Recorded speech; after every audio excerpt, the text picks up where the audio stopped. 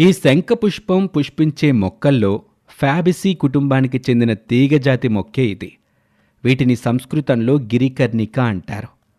విష్ణుక్రాంత వృక్షానికి చెందిందే ఈ శంకు పుష్ప చెట్టు. వినాయక చవితి రోజున చేసుకునే వరసిద్ధి వినాయక ఏకవింశతి పత్రి పూజా కార్యక్రమంలో కూడా ఈ ఆకు పదవదిగా ఉపయోగిస్తూ ఉంటారు. ఈ మొక్కలు ఆసియా ఖండానికి చెందినటువంటివి. ఆ తర్వాత ఇప్పుడు ఇవి ప్రపంచమంతా విస్తరించాయి. ఈ చెట్టు గుబురుగా పెరుగుతుంది. తెలుగు, తమిళం, మలయాళం భాషల్లో దీన్ని శంఖం అనే పేరు నుంచి వచ్చిందిగా భావిస్తూ ఉంటారు.